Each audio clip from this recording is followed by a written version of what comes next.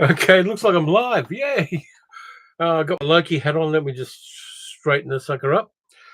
How is everybody? Let me know if you can hear and see me. I know there are 8 of you lurking there, so just let me know, and we'll get this show on the road. Hi, Alpha Wolf. Anybody else out there lurking?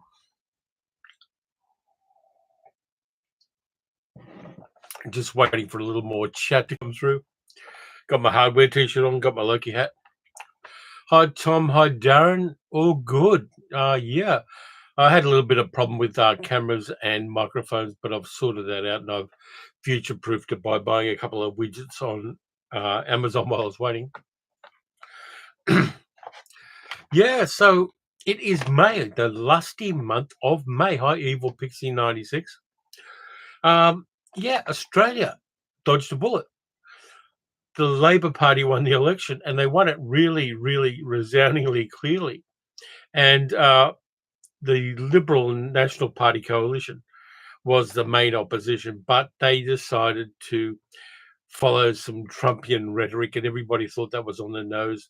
Their leader, Peter Dutton, didn't have a lot of leadership going for him. And so we ended up with a decent government, a compassionate government, and I'm happy about that. Hi, FG. Just got to clean my glasses. Sorry about this. There's my face without the glasses. You got me naked now. But yeah, it was a really good night. Fantastic speeches. I love a good speech, like a great inspirational speech in particular. And we got one of those.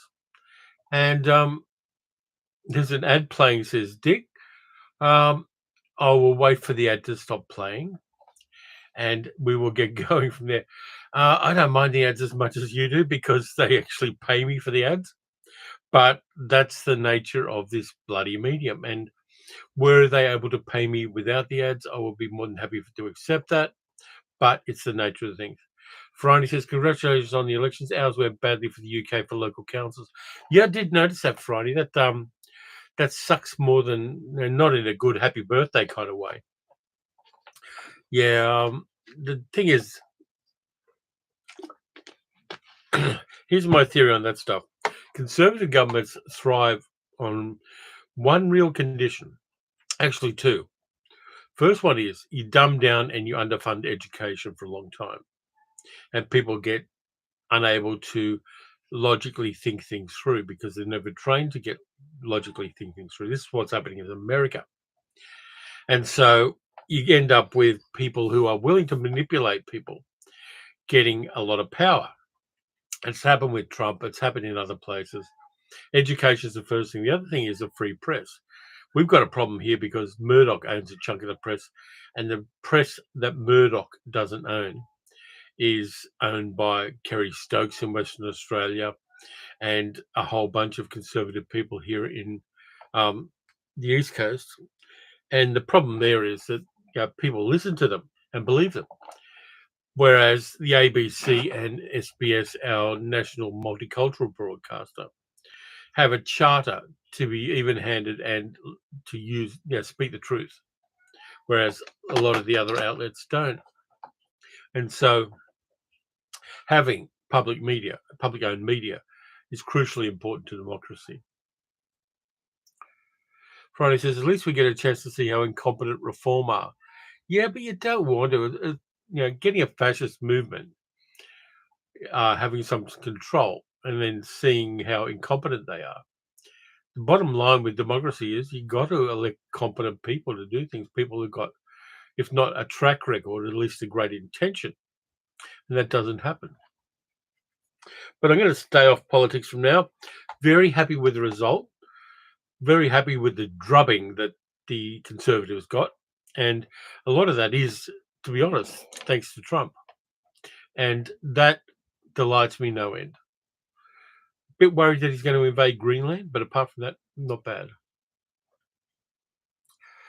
Darren says, was up celebrating with family in Dixon yesterday. Dixon was the electorate that Peter Dutton was the member for up until Saturday night, where the leader of the opposition got done in his own electorate. and Ali France, a Labour Party person who had gone up against him 3 times in 3 separate elections, got the seat. So great. Anytime a Conservative gets defeated in Queensland, I'm happy about. But yeah, so I'm leaving that aside now. How is everybody? What have you been watching? I watched Sinners, of course. I watched Thunderbolts twice. And going to that premiere of Thunderbolts just blew me away. It was such a blast to get a cocktail, have the red carpet there, get popcorn and drinks on the seat waiting for me, and then seeing a movie which I thought was pretty damn good and was a bit of a pivot for Marvel into a different direction and giving us more grounded characters while still setting up the future of the Marvel Cinematic Universe.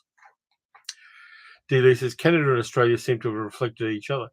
Yeah, I mean, there's a lot of commonality in our approach to culture and our approach to politics as well. And Luna is sitting here. You want to come over? You want to come over, Luna? Come on. You going to come over? She's just sitting there waiting. But yeah, so Sal's not with me at the moment. She's not doing the monitoring because she's got some health issues we've got to look after and she's sleeping. Dick says, just seeing a flash of Luna behind me. Yeah, she's sitting over on that side on the other desk, just hanging there. She may well jump on me at some stage. It's a mystery what she does, but she may well do that. Yeah, here's what we got for this time around. Got a few things I've got as far as movies are concerned. I can do a little bit of a show and tell on that and a bit of a haul. And then I've got a whole bunch of movie reference books that I want to recommend. You'll probably have to find these secondhand because they are slightly older books, but they're books that I recommend because I've read them and enjoyed them and most of all learned from them. Yeah, Dick says, Sora helping you groom your beard in the last video. Yes, she did. She does that sometimes, and it's quite cute.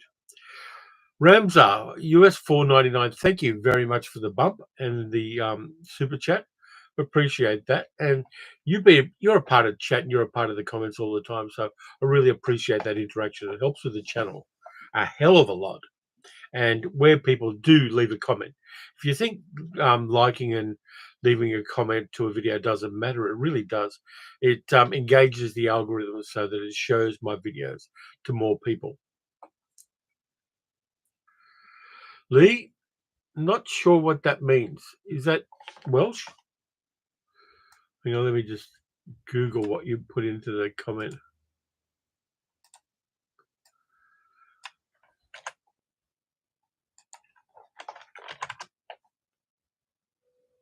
Good evening in Welsh. Thank you very much, Lee. I appreciate that. Yucky da.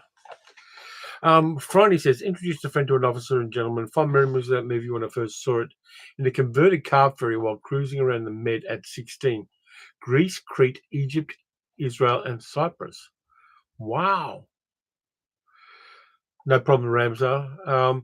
Lee says, congrats on the election results. Hopefully you get a Republican referendum soon. We'll wait and see about that. I would love it. But I think there's some building that the Labor Party wants to do before they go into that, though they do have an enormous mandate at the moment. If you get through a Republican debate, they would need to get the upper house on side, and that may be a little more problematic. But one way or the other, we're on the right track. And this is particularly important to Sal and I because Sal gets a package on the National Disability Insurance Scheme, which helps out with household stuff, and she has a support person and things like that. So the NDIS is crucial to us living a good life. And there were threats to it from the Conservative government. So we're quite pleased that things went the way they did. Yeah, so basically what I'm going to do is I'm going to do the haul and the movie reference books.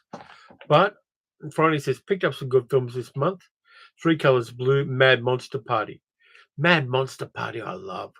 It's just such a nice stop motion movie. Rankin Bass. I like the music in it too. Gail Garnett and who did the theme song? I just remember. But yeah, music in Mad Monster Party I really, really love. Friday says Blu-rays, Vagrant Queen season 1, Pitkin season 1, US kids show from the UK kids show from the 70s. Creatures from the Black Lagoon, Permissive from BFI Flip, also includes Bread. I've seen Permissive, and Permissive is good. Those BFI Flipside discs are really great. Finding that marginal cinema from the 1960s and 1970s, I love that. That's one of the reasons why I love Umbrella Entertainment, because they find the marginal stuff and celebrate it.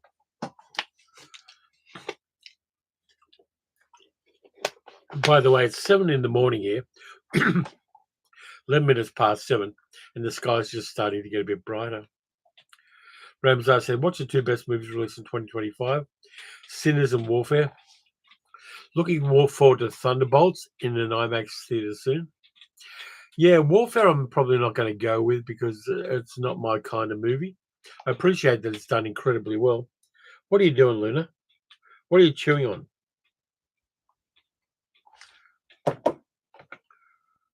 You're making noise in the background. Let me go and get her. That's what I'll do. I'll bring her into frame. Come here. Come on. No, she's jumped down. Not going to force the issue. Hey, Zom, how you doing, brother? Zom says, what a handsome man. Are you single? No, I'm not. Tom says, I have Mad Monster Party on VHS. Cool. Lee says, I've been on a Jennifer Connelly kick recently. For some reason, she's completely gone under my radar. Career opportunity is not bad. Rocketeer was definitely bad. I love Rocketeer. Love that kind of diesel punk era. Dick says, just gone 10 in the evening here in the UC.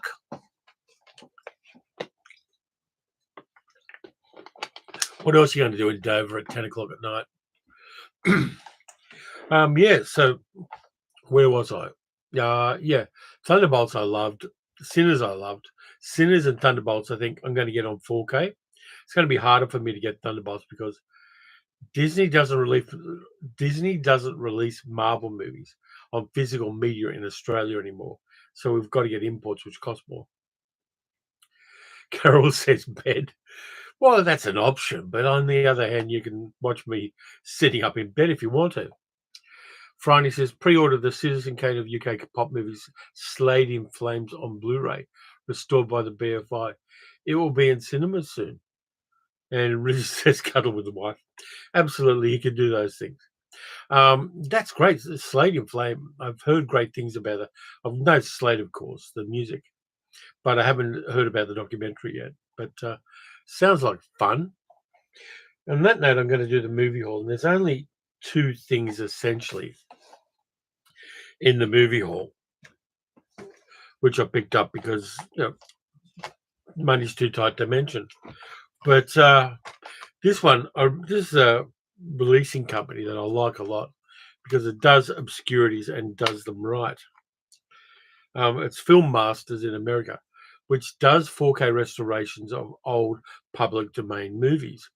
A lot of Roger Corman stuff. Carol says, we have a bank holiday tomorrow, so no work. We can stay up and watch this month. Thank you. And thank you for the bank holiday. Yeah, so this one I've already reviewed one of the movies on it. And somebody mentioned that Film Masters had done a Blu-ray release of Attack of the Giant Leeches along with Night of the Blood Beast. So I got it. There we go. And Film Masters are great. They put out a quality release of these things. And I really appreciate it. Each one's on a separate disc, which is good. It's not one of those ones where they cram them both onto the same disc.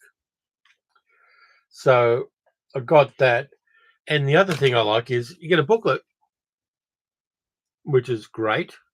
I like a good booklet in these things. And it's got a lot of the publicity stuff from when the movies first came out. Zom says, nice.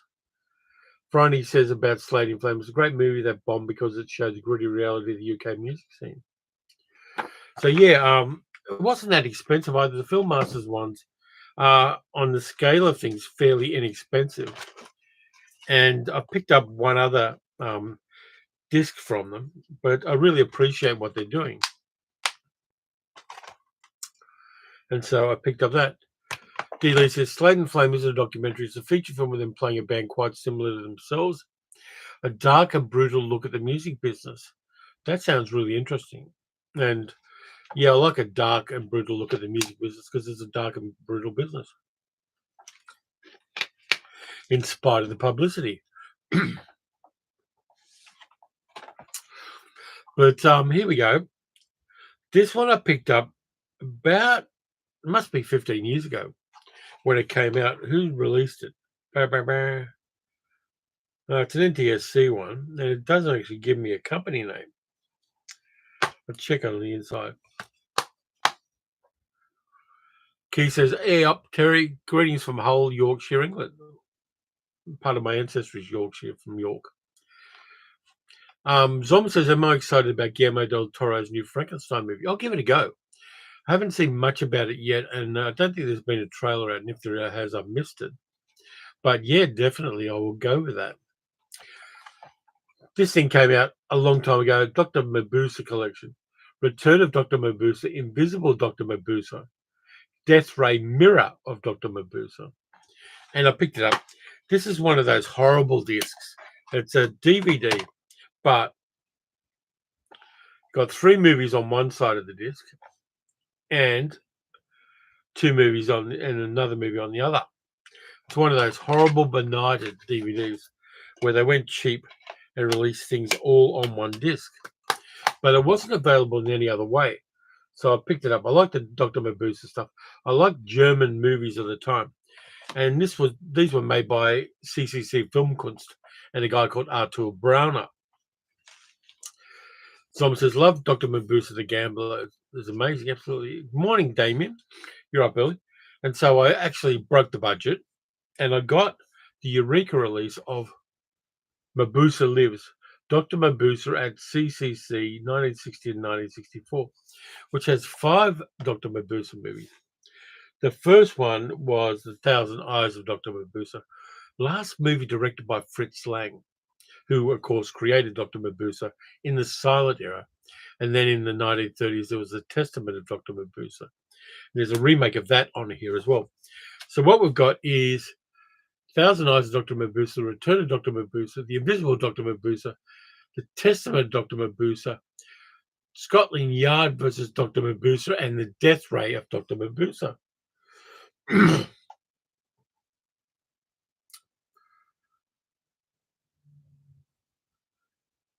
Carol says, a bit like the old Laserdisc, you had to flip them over halfway through the film. Yeah, it's a bit like that on the old ones.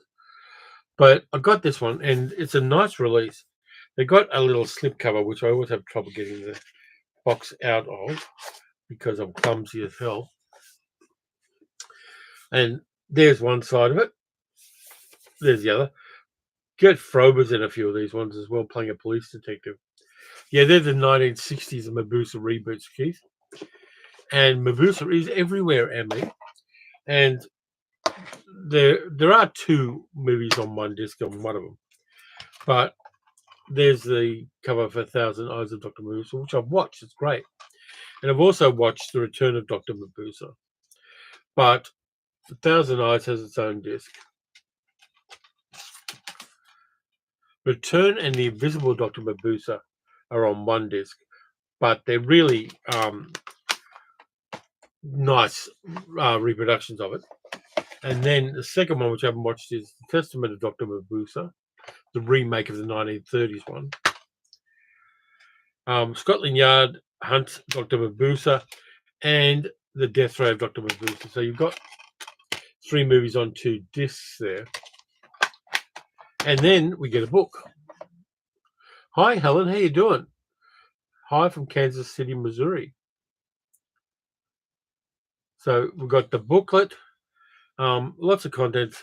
There's tons of information on it in this one. So it's very text dense, which I appreciate. IFG, you're in Lenexa, Kansas? Cool. So yeah, tons of stuff there about these movies.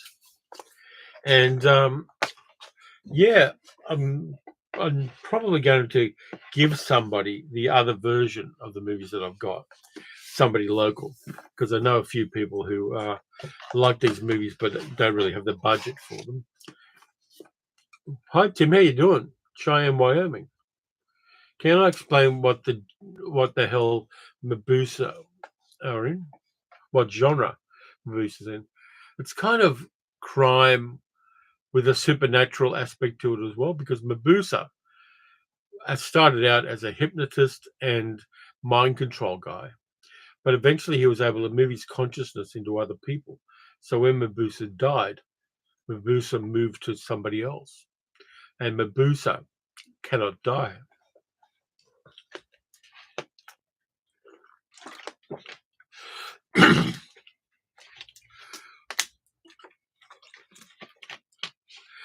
Yeah, there are a few modern remakes of Mabuse.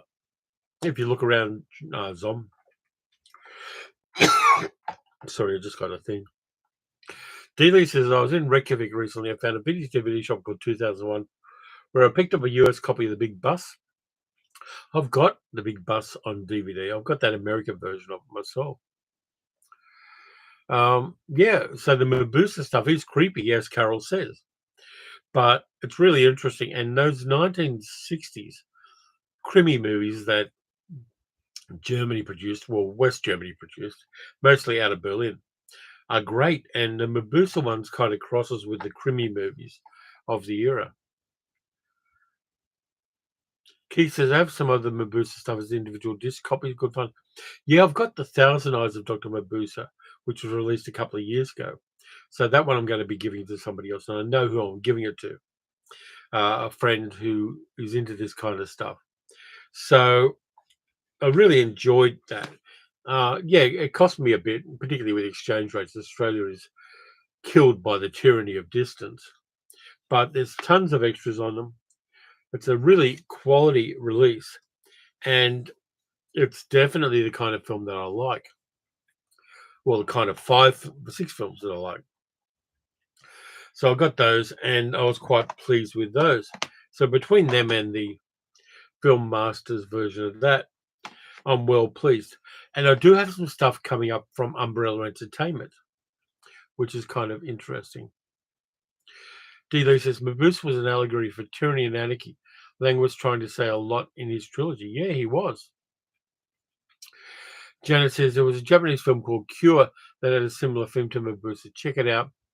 I really prefer the Mabuse films of Fritz Lang. Yeah, I mean, Fritz Lang ones are there, but the CCC Filmkunst version are about there. I still like them. Carol says, love the Loki hat. Where'd I get it? I got it from a place called Zing locally. They were selling them off when the Loki series kind of ebbed. And so I thought I'd get the Loki hat as well. Keith says, wasn't Lex Barker in the German Mabuse films? Yeah, he was. He was in the second and third ones, which were Return of Dr. Mabuse and I think The Invisible Dr. Mabuse. He was in those two. Yeah, Damien, Eureka does good product, absolutely. I wish they do it locally. But Helen says, sounds reminiscent of the abominable Dr. No. Yeah, Dr. Fibes, probably. But yeah, it's the Mabuse films are a rabbit hole you can go down.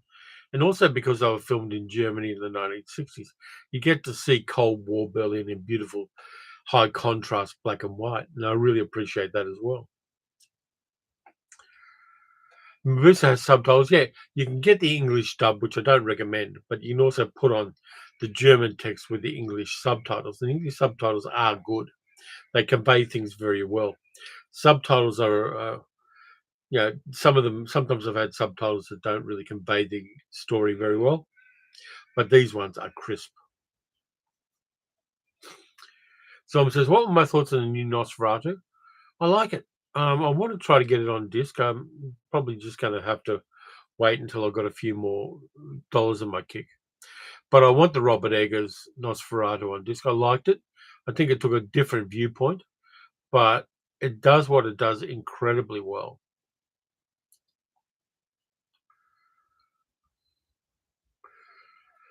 Janet says, "You must bounce on a crazy style." Bounce on what?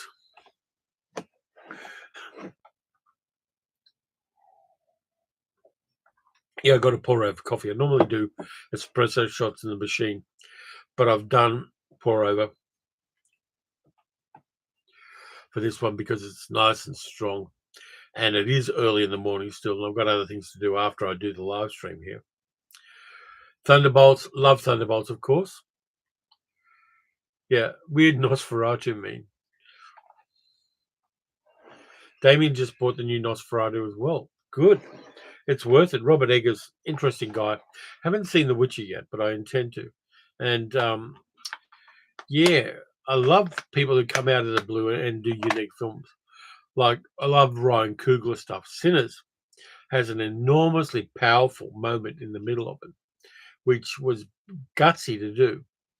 And did everybody hear about Ryan Coogler's deal with Hollywood and deal with the studio on Sinners?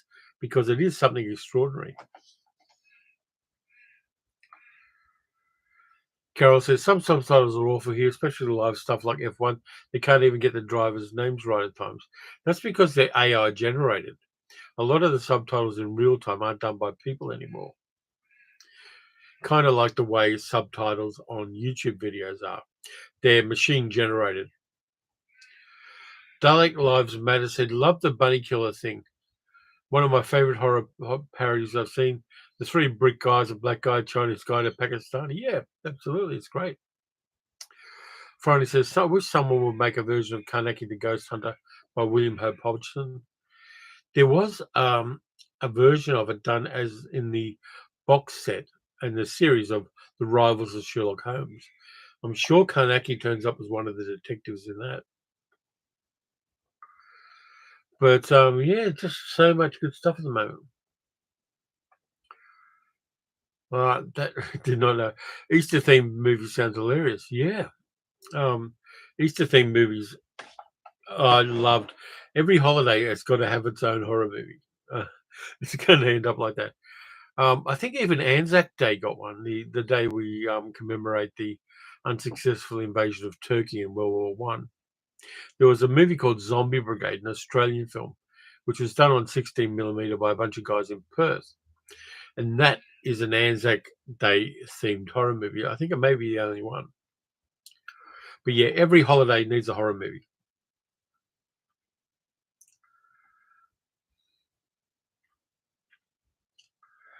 Yep. Damien just confirms it. Rivals of Sherlock Holmes has Carnacki played by Donald Pleasance. And Patrick goes, "Yep, I've got the Rivals of Sherlock Holmes on disc, and I've dipped into it. It's a very interesting little series." Yeah, what I suggest, Franny, is try eBay first, or maybe Amazon. They may still be on Amazon, but I picked it up because it was remained here. There used to be a bunch of pop-up shops that opened up with remained DVDs, and so you pick things up, series and everything, for $5 each, and you didn't know where they were going to pop up, and nobody advertised it. And you go around to a shopping centre you don't normally go around to. In fact, I went to Point Cook, and they used to have pop-up DVD shops, and they were marvellous. Spent a lot of money. Carol says, "Does Oz celebrate Easter the same time as the UK?" Yeah, we do. Same thing. Uh, I'm not particularly an Easter person because I don't do the Christ thing, but yeah, we do. And the nice thing is, because of my birthday's in April on the 17th, occasionally my birthday used to coincide with the Easter holiday. And so it was really great because I get my birthday off every 3 or 4 years, which was a great thing.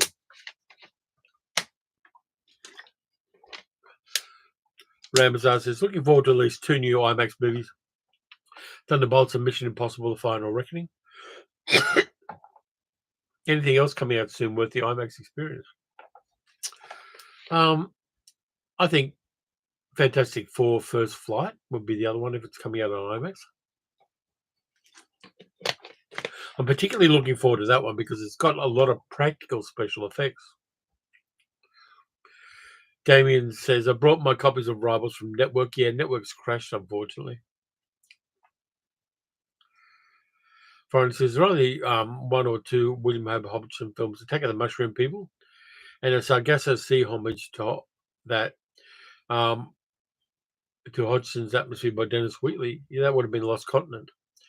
Yeah, Damien, I'm looking forward to Fantastic Four. And because my mate Grant, who Damien knows, is going to make me his +1 at the premiere, I'm going to the premiere of that in July. And, I'm going to get my jacket pressed for that one. I'm going to dress up a little more than I did for the first one.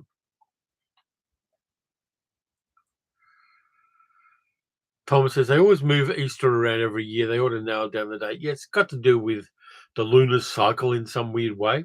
I don't quite know the formula for it, but it moves around depending on the cycle of the moon because Christian mysticism, I suppose. D. Lee says, the new Nosferatu didn't work for me. It seemed like a bunch of characters from a Jane Austen adaptation wandering into a Werner Herzog novel. Orlok seemed to be based on the lead singer from Laibach. Not familiar with him, but Orlok was creepy as hell. And, to do a minor spoiler, horny as hell too. But I liked it. I saw it in the cinema. And I saw it in a good cinema, like a little one at the Sun in Yarraville, which is my favourite boutique cinema. And I enjoyed it. I know it's not for everybody, and people have different tastes, and people have different expectations of such an iconic movie being remade. But I was there for that. Ramsar said, looking forward to Fantastic Four First Steps in IMAX. Release date's July 25th. Yeah, I'll probably see it a couple of days earlier. And then I'll be under an embargo where they say you can't review it until this date at this time. And they're very, very strict on that. I don't want to cruel things for myself by putting it out early, but there is an embargo on when you can review those things. Carol is producing the information here. Easter Sunday is the first Sunday after the first full moon after the spring equinox. See, mysticism. Tom liked Nosferatu. Dalek Lives Matter says, D-Lee, I thought it was the lesser of the three versions. Zom says, did you see Little Abner 1959? I love that. I've got the soundtrack album on vinyl, Zom. And Leslie Parrish was so cute in that. Really fantastic. Leslie Parrish, Stubby K. It's got Stella Stevens in it. It's got Julie Newmar. It's got lots of fun stuff. And it's basically a satire on American politics in the 1950s. I love Little Abner. And Zom says, stupefying. Yeah. It's great fun. There's a lot of male gaze to it, but I like the music and the songs, and I like the movie. I think someone should put out a Blu-ray release of that. Carol says, a lot of crap Christianity nicked from pagan festivals as usual. Yeah, they did. And you get a hardcore Christian, they're not going to admit that. I think they should own it and go, yes, we did do that. It was political. But instead, they'll stick to the supernatural stuff as a justification for things. Someone says, Orlok was terrifying. Yeah, absolutely. Orlok was unknowably evil. And Eggers does that really well. But basically a revived corpse, hundreds of years old. There was no way you could know what that geezer was thinking. Damon says, love that film. Last time I saw that was 1970s. Yeah. Little Abner's great. Tom says, I met Stella Stevens at NYC movie convention. She had it going on. Carol says, we don't celebrate Easter as much, but don't mind the holiday. I feel that way about a lot of religious holidays. The Christmas one, I feel the same. I'll enjoy the holiday. I'll get together with the fam. I'll do all of that stuff, but it's never about the superstition for me. But New Year's I like more. New Year's I kind of, that's why I do the live streams at New Year's. I think having an arbitrary point in time where you can redeem yourself or you can do things better. You've got the aspiration that things are going to improve, and you've got that moment of optimism. I love that about New Year's. I think marking that is psychologically a really useful and, for me, important thing. And I've done the live streams at New Year's Eve for 3 years now, and I'm gonna continue to do them because I just love them, and I love the vibe, and I love the fact that I can hang out with people from all across the world at New Year's Eve. It's, um it's become my tradition now to do this, and Sal doesn't always stay up all the time, so because I go from 11 p.m. to 1 a.m., as you know. But, I just love the New Year's Eve stuff. It's it's the one that really gets me. Dalek Lives Matter says, "I watched the remake of Nightmare on Elm Street last night. I thought it was much better than the original, than I originally thought when it was first released." I've got that, but I haven't watched it yet. Carol says, "I was born at Christmas, so I always loved it. Only time I go to church, not because I believe, but because I enjoy watching others celebrate." I can respect that. Tom says, "I walked across the Golden Gate Bridge on New Year's Day 2000. Cool. I was actually up at Woodend. I was with a bunch of friends in a country house, just you know, chatting with friends and drinking at New Year's Day, New Year's Eve 2000, and I had a good time." Damien says, "That great. Heather and I enjoyed the New Year's live stream." Yeah, I love it too. It just works, and there is that vibe about it, which I really, really appreciate. Let's see, the battery's still holding up on my light, and the sky is getting brighter. It's going to be a nice day here today. We're going to get early 20s centigrade for the temperatures. It's still cold in the mornings, but yeah. Yeah, so do people want me to get onto the movie reference books that I recommend? I've got a stack of them here, which weighs about 15 kilos. They're heavy little buggers, but I've got them here to share and to just let people know about. By the way, if you don't know about the other channel, I'm going to put the link to the other channel here because I'm doing travel stuff.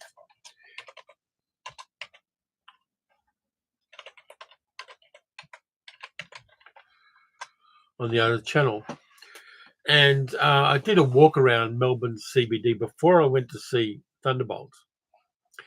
And it's really weird because I did show a bit of Hosier's Lane, which is a lane where one of the people graffiti it and put up stencils and stickers and things.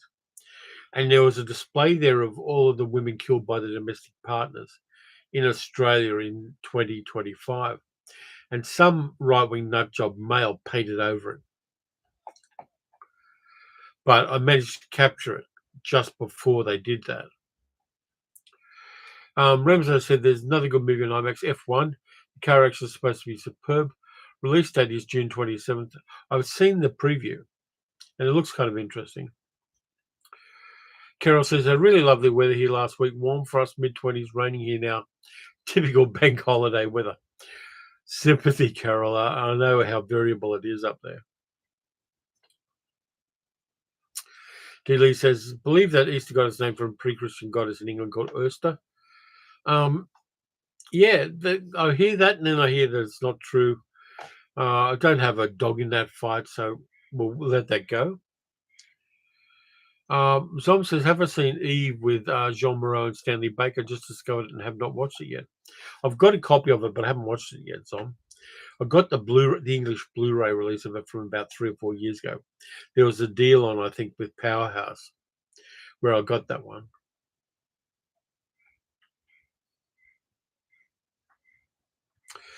But yeah, I might start with the reference books. I've gone through one of my water bottles already. I must have been thirsty. This one's good because it's Kim Newman. Nightmare Movies. Horror on the screen since the 1960s. And it's a solid reference book with tons of reviews of horror movies. And the chapters, what's this? I've got a bookmark in here. Hi Ross, how you doing? I'm doing fine. I've got a bookmark in here which is from a cafe I used to go to when I was working. So I've had this book for a while. Caffeinatics, which is not there anymore. And I was 1 or 2 away from getting a free coffee. I'll put that back into the book. But it's amazing what you find in your old books. There's the bookmark back in there. But yeah, I recommend that one. And it's a chunky bugger too. There's a lot of stuff in there. I'm not as fond of these trade paperbacks as I am normal paperbacks because I'm definitely old school. But Nightmare Movies is a really interesting one. And Kim Newman, with his encyclopedic knowledge of cinema, is great. And there are also pictures in it as well.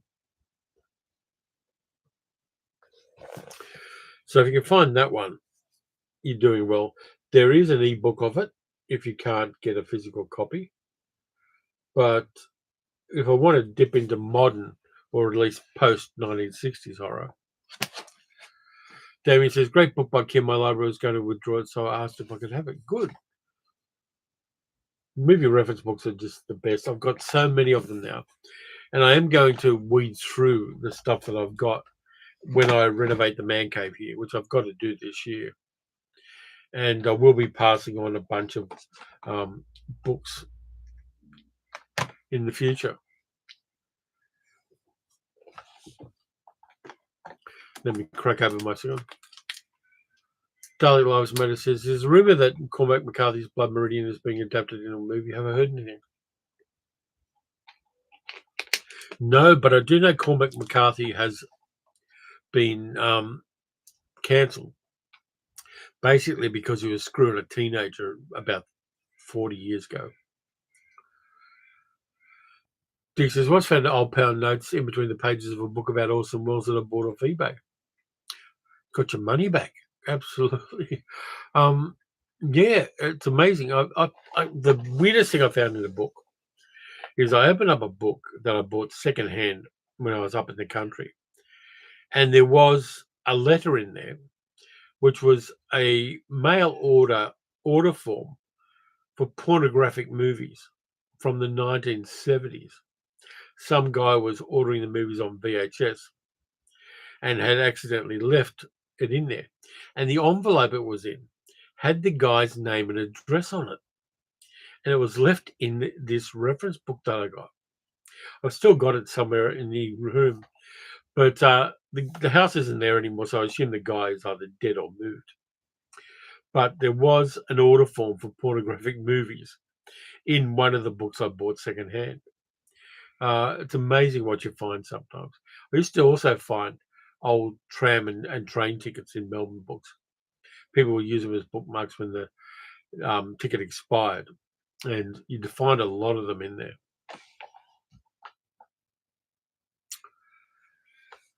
Next book I've got is, it was turned into a documentary as well, but the book has a lot more detail in it. Dalek Lives Matter says, Cormac McCarthy wrote No Country for Old Men. Am I mistaking him for Roman Polanski? No, I'm not.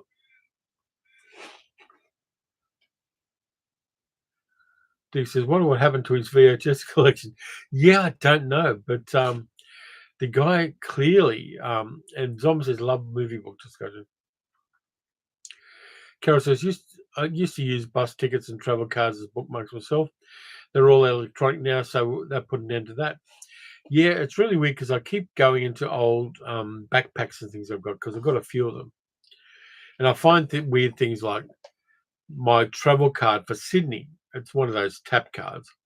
I've got about 3 Opal cards from Sydney and other places around the place. And I've actually got my Japan rail pass from 6 years ago tucked away in a little Wunda camera of stuff I got from Japan. But this book is a crucial and important reference book.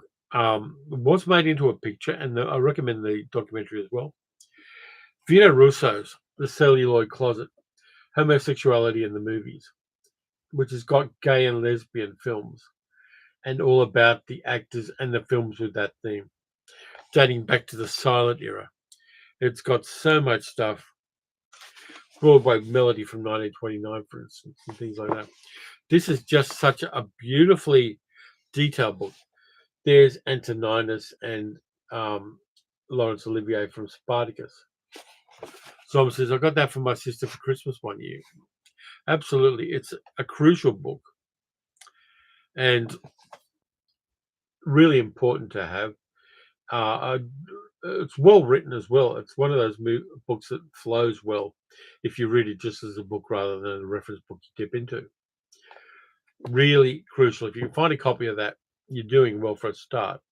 I managed to find it secondhand in a secondhand bookshop, of which there are fewer and fewer these days. I'm really going to have to do a drive up to the country and hit a couple of secondhand bookshops, which kind of goes against the idea of clearing out the man cave here. But that one I will never get rid of. It's got a little bit of aging on the spine there. You might see there's a little bit of yellowing. But yeah, it's really great. And it only goes up to a certain time because when was the book released? Sorry about this. I'll just find when it was released. 1985, I believe. Copyright 1987, 1981 by Vito Russo. So 1987 is the revised edition. And Vito Russo died a number of years ago. So there's not going to be an update on it now. But this one is a crucially good reference book. And if you can see the documentary of the celluloid closet, it covers a lot of stuff really well. So that's a crucial one for people who are interested in diverse cinema, which I am. I keep wanting to do a video about gay-themed movies. I'm just looking for a gay friend who's willing to be on a camera so we can discuss it, because I want to have somebody who's got skin in the game when I do that video eventually. This one's hard to find. I gave my friend Carol says, save books like that, etc. Once you get rid of physical copies, you lose control. So easy to delete or change electronic copies. Absolutely. These are unchangeable. And yeah, digital copies have been altered on various things. Dick says a road trip for movie books would work for both channels. It would. Absolutely. Yeah. I've just got to, what I'll probably need to do is, I know where two of them are.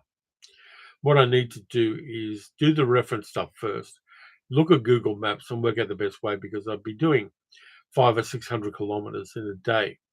So I've got to be strategic about how I do that. But it can be done. This one, I gave my friend Morris my other copy of it because I found this better copy of it. It's the best, $10 I paid for this. I'm surprised how little I paid for it. It's the book about Ozploitation that you need to have. It's not quite Hollywood. I've got the book of that, but that's very thin and is an adjunct to the movie. The Last New Wave by David Stratton, the Australian film revival, covers everything from the 60s to the late 70s as far as Australian film is concerned. Got the hardcover one.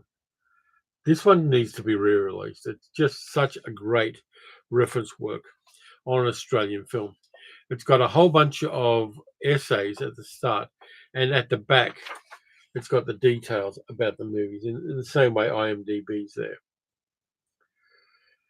But The Last New Wave is just the Bible of a certain period of Australian film.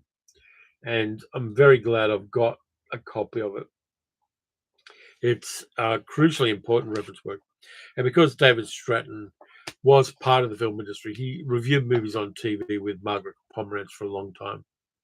He was one of the people who started the Sydney Film Festival and fought against censorship in the 60s and 70s. Still around. He's in his late 80s now. And he is the GOAT when it comes to movie appreciation in Australia. But The Last New Wave is a crucially important book. He's done a couple of movie books since then. The other one I'd recommend is the one that covers 1980s, when there was a 10BA government subsidy for making films and financing movies. Damien agrees with me about the book. The Avocado Plantation, Boom and Bust in the Australian Film Industry, which covers a lot of 1980s and early 1990s Australian cinema. Again, it's really great details, and there are a whole bunch of movies in here if you're not familiar with them. They're movies to find. Some of the movies mentioned in this one are being re-released in Ozploitation Rarities by Umbrella Entertainment. But the Avocado Plantation, again, a chunky bugger.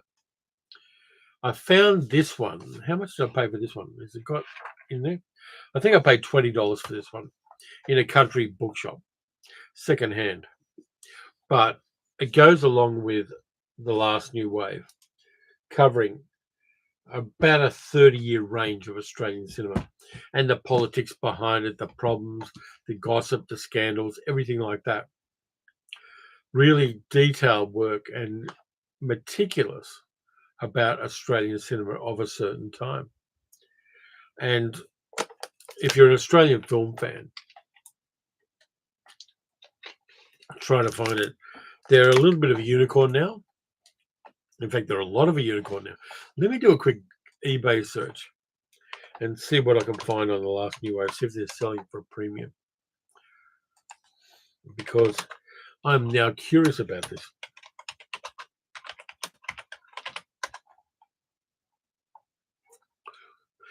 eBay's got some in the UK for $30 Australian. There's a lot of copies of The Last Wave, but they're also $34 from the United States. So if you're on eBay and you're interested in The Last New Wave, you might want to pick one up from eBay because they're available overseas.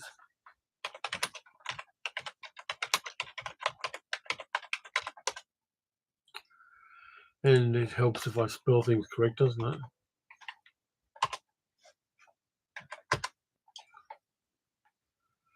And the Avocado Plantation, shit! The Avocado Plantation is selling on eBay for $100. There's one for 100, one for 175, and one for 125. I'm stunned. Not getting rid of that. That's crazy money for a book, but it is what it is, and I'm kind of happy to have a copy of it.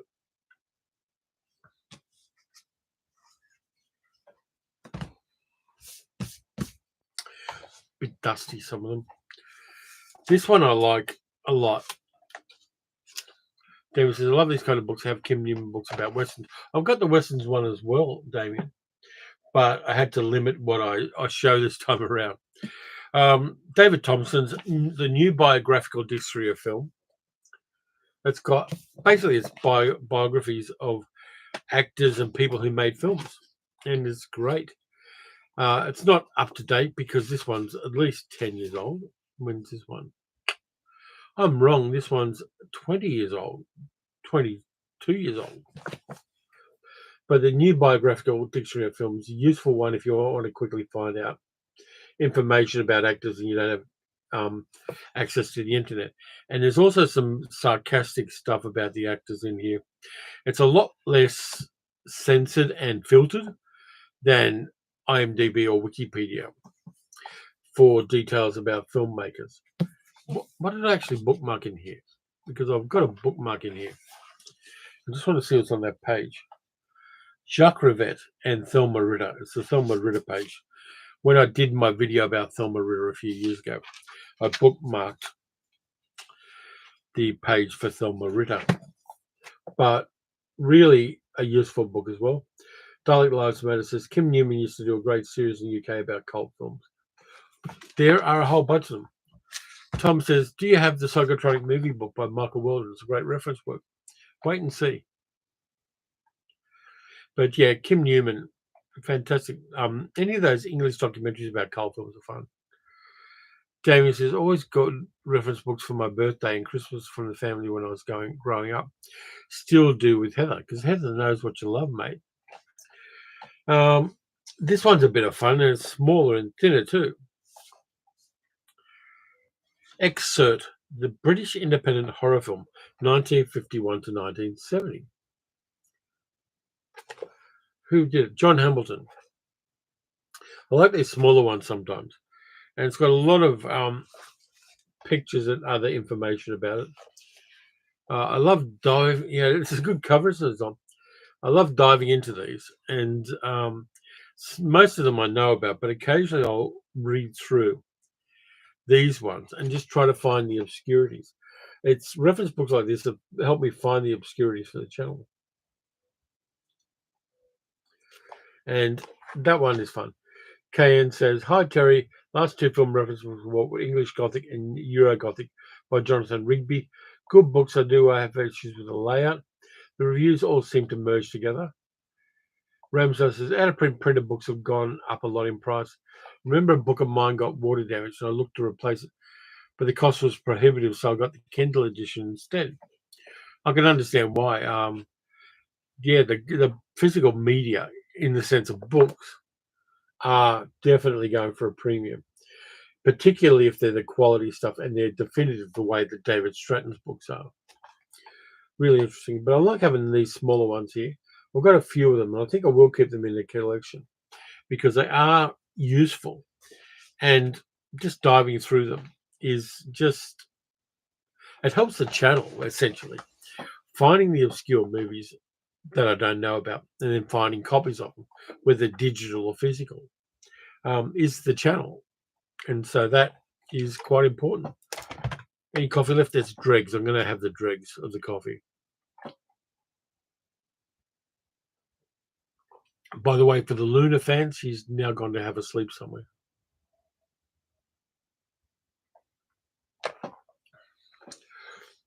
Next one. I used to have a copy of this, but then I got rid of it when I sold a whole bunch of stuff because I was broke. But I picked it up since then. 50 Worst Movies of All Time, the Medved brothers, one of whom became a right-wing nut job.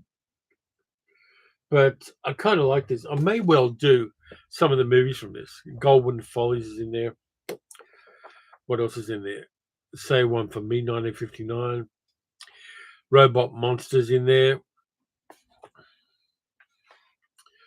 Return of Sabata. Hurry Sundown, which got a imprint release. Yep. Who would be my dream catch to interview on the show? Simon says. Who would be great to interview on the show? Now, I'm not experienced with interviews, but I wouldn't mind giving it a go. Let's get a tissue because my nose is dripping. It'd be good to have Kim Newman on the show, somebody like that. And then some other people who are movie buffs, but aren't necessarily known for their movie buffness. People like one of my favorite genre authors, Richard Kadri, would be great. I'd even like to get people like Nadine Whitney, my friend Nadine, on the channel because she is one of the great film reviewers of the local scene here. I also want to get Julian Myers from Creative Collections, who's a YouTuber as well. He knows the format, so he and I could play off each other nicely. And there's just so many people. If I was going historically, someone like Pauline Kael would be great. Or even Graham Greene, who started out reviewing movies as a journalist. Those kind of things would be great. Carol says, keep your eyes open in your op shops. Richard has found lots of books and films that way. Stuff that's so expensive to get otherwise. Yeah, I do, absolutely. I always go through the reference book part of the op shops. And I've found some things that are great. Other things, there's a lot of prosaic movie reference books, which are just basically people that don't have a passion for it but wanted to make money. But yeah, I do that. First thing I do is go to the DVDs and Blu-rays. Then I go to the reference part of the op shops and see what I can find. Friday says, many years ago, a friend brought over a book listing werewolf movies. So he sat down there and checked out which ones we'd seen. That was how we found out about Curse of the Queer Wolf. I'm going to have to see Curse of the Queer Wolf, I think. Friday says, my friends now passed on, but we both did get to see the Curse of the Queer Wolf before that happened and loved it. I'm going to have to, let me just put a Google tab in there.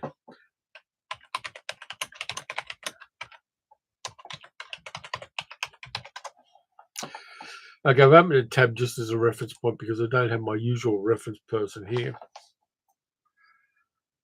Kane says, not so much a reference book, but I remember loving Easy Riders and Raging Bulls by Peter Biskin. I've got a couple of his ones here too.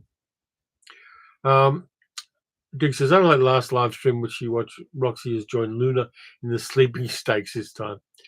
Yeah, my voice does tend to put animals to sleep. And so Luna is, she does that. She'll annoy me for a while and then get bored and go to sleep somewhere because cats sleep 18 hours a day. But when I'm finished, I will let her out. I've given them breakfast. The cats have had breakfast, her and Jill. But after I finish this, I've actually got to go see my GP for some meds after that with Sal. And then I'm going to be watching movies. Friday says to Carol, it's not very PC, but it comes from a good place. The Queer Wolf movie. Absolutely hilarious. Cool. D-Lee says, have a copy of the Medved Brothers books. It's not entirely a surprise that one of them went right-wing from the tenor of some of the content in that book. Yeah, I can appreciate that. Damien says, there's an interesting novel called Bright Star about Anime Wong. Cool.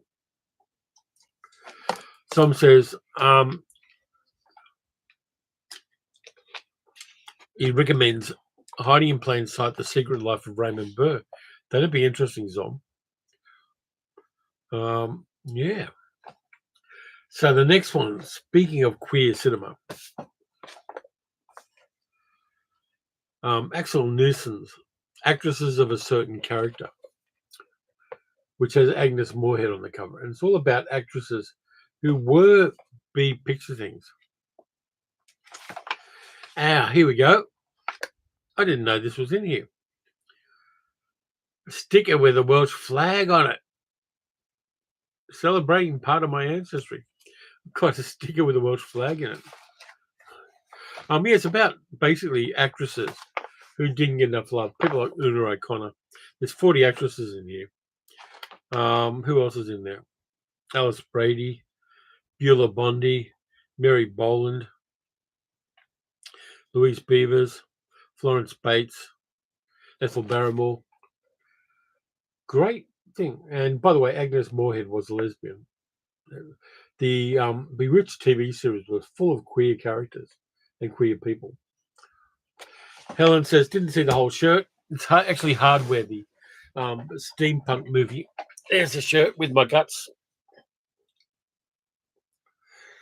T-shirt was sent to me by Umbrella Entertainment. Lee, yep, absolutely. Sorry, Lee, I'm going to have to translate, so I apologize for that. My Welsh is less than rudimentary. The Welsh Dragon, absolutely. Yep. Let me find the stream again. D-Lee says, I recommend Simon Luvich's biographies of Marx Brothers, W.C. Fields, Max Sennett, and Mae West. I'll tell you, one other thing is there's 3 volumes biography of Orson Welles by Simon Callow, the actor and writer Simon Callow.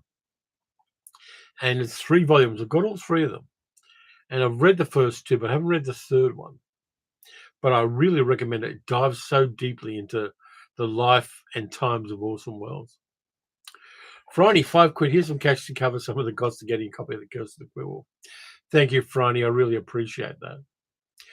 Ramsar says, Peter Biskin's Easy Riders, Raging Bulls is wild. Wonder how much of it's true. Spielberg said all the stuff about him were lies. Of course he did. He's a billionaire. He's going to lie. By the way, Franny, thanks for the support of the channel in every way.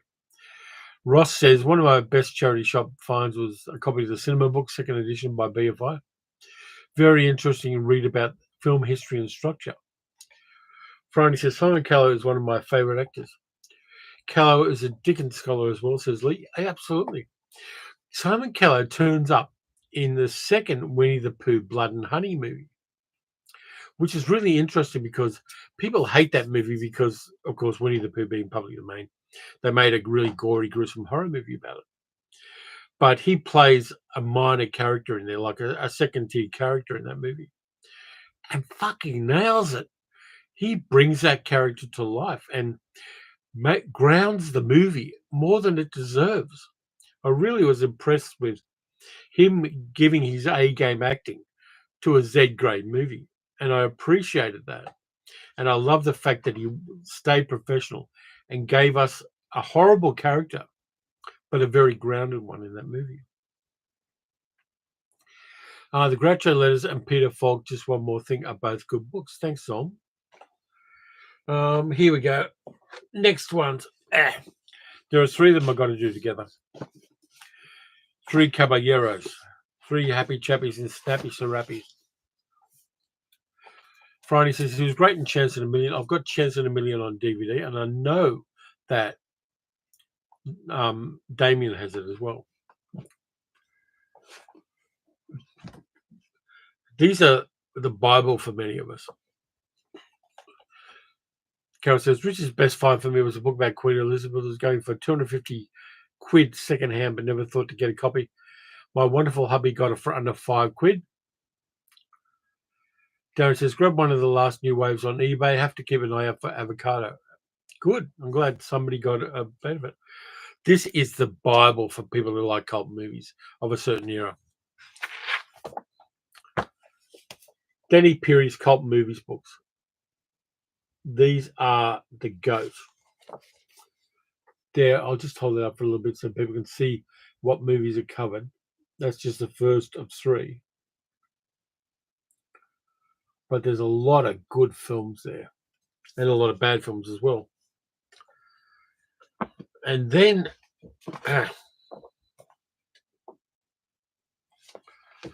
Cult Movies 2.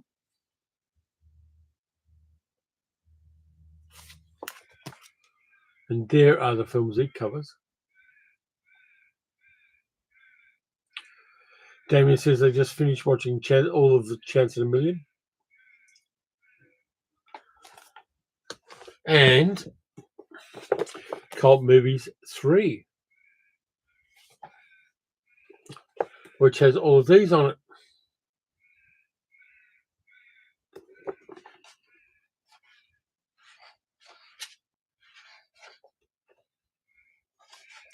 Here's a page on Gentlemen Prefer Blondes. Lots of good information in these. And they're great. And the other thing I've got, which is a little rarer, is Danny Peary's Guide for the Film Fanatic, which has a lot of movies in there, and it's a lot more detailed and covers a lot more movies. Danny Peary is the guy whose books, this is before internet, this is like 1980s. Well, I got these books originally, and then I sold them off because I had to, because I needed the money. And then I got them again when I was a little more cashed up. They're just the best reference books for mostly cult movies, and finding out about them before online was a possibility. Really terrific stuff, and highly recommended.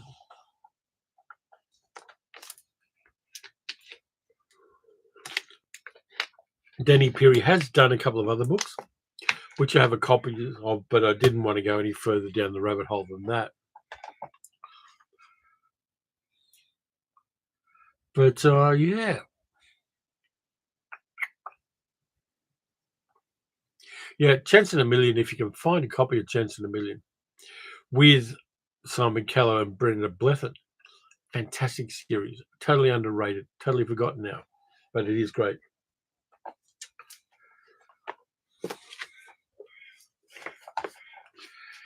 Next up, mentioned already, the Psychotronic Encyclopedia of Film. I've got a slightly ratty copy here.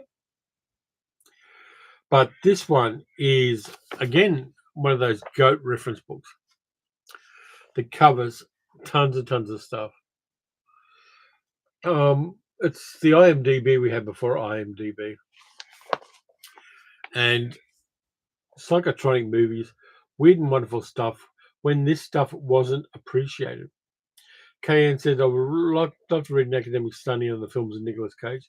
Sure there is one. I'm sure there may be reference books. Or if not reference books, there soon will be. Because Nick Cage has gone through so many ups and downs in his career. I'm hearing good things about his new movie about that surfer that I haven't seen yet. even though it was filmed in Western Australia. I don't think it's got a physical release here in Australia yet, or a cinema release yet. But yeah, Nicolas Cage would be an interesting one. So we've got Psychotronic Encyclopedia of Film, recommended. Um, and then we've got a Psychotronic Video Guide by Michael J. Weldon as well. Another chunky bugger. Tons of stuff about tons of movies. Some people would get rid of this stuff now that IMDb is a thing, but I'm not going to. I love sitting down. KN says, Terry, you must have a book in you. Why am I sitting strangely? Possibly, but I'm not organized. I'm not an organized person. I'm not a methodical person at all. That's probably why I do the random stuff like YouTube. That randomness works for YouTube. It doesn't necessarily work for something as disciplined as a book.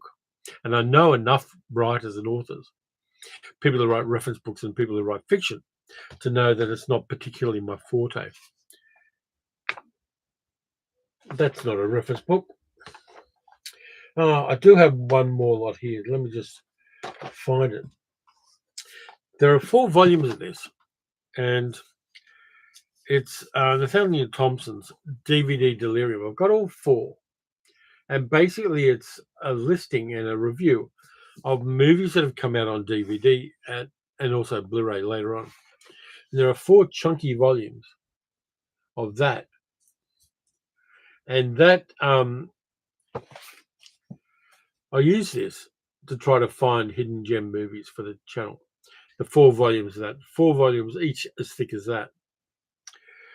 It's the one I really use the most for finding obscure movies when I'm not sure what they are. And then I write them down in my notebook and go to it from there. Where's my notebook? It's on this desk behind a ton of shit and a ton of movies and things. I'll find my notebook in a moment. Or maybe not. Here it is. And I'll answer that in a moment, Carol. This one, which is a French notebook I picked up in Hiroshima. And I put all the movies I find into that notebook. Carol says, how do I organize my film collection? A few different ways. Normally A to Z by title, because that's simplest. But the 4Ks are on a different shelf. The stuff I get from Umbrella Entertainment is in a different shelf, because it's usually chunky collector's editions. And the stuff I get from Imprint, via Vision, is on a different shelf. And then the TV stuff is in a different shelf again. But for the most part, it's A to Z by title, because I can find things easier that way. I do use an app to keep track of what I've got, which scans the barcodes on it. It's a thing called CLZ Movies, which I use. I just scan the barcode in and it tells me whether I've already got something, which is useful when I'm looking around op shops and JB Hi-Fi and places like that. So let's see what we've got. Zom says, we are treasure hunters. Absolutely. KN says, history of cats in cult cinema. No, I wouldn't do that. I think it's too limited. And it'd be a rabbit hole. I've got an idea, but it's very early in the idea. And I'm not going to share it because I don't want to take the risk off it. Dalek Lois Matter says, KN, it's only recently I appreciated Nicolas Cage. He really owns a role. Yeah, he does what he I think he was variable during his career, but he settled in his 50s into making really interesting things. And that pom-pom on my head seems to wobble around a bit. Yeah, but I appreciate Nicolas Cage. Carol says, we're preserving history in books and film. Absolutely. I love the fact, I mean, here's where I come from, and I think about this a lot. When I was a child and into my early adulthood, you couldn't own a copy of movies in any reasonable way. It wasn't really possible to do it. it wasn't economically possible or strategically possible to own movies. And you had to go to a cinema to see them or wait for them to turn up once every 3 or 4 years on television. You couldn't even record them on VHS because it wasn't a thing yet. And so when I could start getting copies of movies on VHS at first, and sometimes recording them off TV, and then on DVD and Blu-ray and 4K, that's still magic to me. That's still an amazing fact that I can own a copy of a movie because my brain, in part, is still that kid who couldn't do those things, and it wasn't possible to do them. And I think that's where I'm coming from as a movie buff, is having that appreciation of that long arc of movie appreciation. And I love the fact that I've got a room up the back where the walls are lined with movies. And I would love to show teenage me that this shit was possible, and that at some stage I will be able to do this and I will be able to talk about them to the whole planet and make pocket money doing it. I think if I ever lost the magic of that and the sense of the magic of that, it'd be a horrible thing for me. I love the fact that I can own movies and movie reference books as well. And I owned movie reference books well before I could ever own a copy of a movie. That magic and that appreciation of how friggin' cool it is to do that is part of what I have as a passion for film. Uh, that's why I get pissed off with people who get collector's editions of things and steal books and all that. And they're more about the collecting of an artifact than they are about the movie itself. Those people piss me off enormously because I grew up in film poverty and now I have an abundance of film. And that is, for me, a miracle. Lee says, Cage's finest film was National Treasure. Okay. Carol says, totally agree. For me, as books, I can't afford to buy them years ago, so the library was a godsend. Absolutely. Carol says, probably why I struggle to see people getting rid of physical media. Yeah, absolutely. It's I appreciate that some people do, but I think the people who are shedding physical media are the people who have always lived in a time of abundance of physical media and of streaming services. They don't have that childhood movie poverty that I had and that many other people have had, that gives you a different appreciation of something as ordinary as a plastic disc.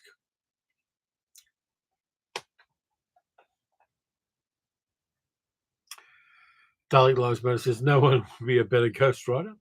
I don't know, maybe they will. D. says, I'm a similar generation. The idea of owning my favourite films and TV series in a medium and being able to see them whenever I liked was a dream. Absolutely. It's a worldview and an appreciation of film that we're unlucky that we didn't have it in childhood. We didn't have physical media. But we're lucky we've got that perspective. Ram says, Francois Truffaut Hitchcock. Yeah, I've got that. And I really appreciate that. That book where Francois Truffaut interviews Hitchcock, almost interrogates Hitchcock about his films.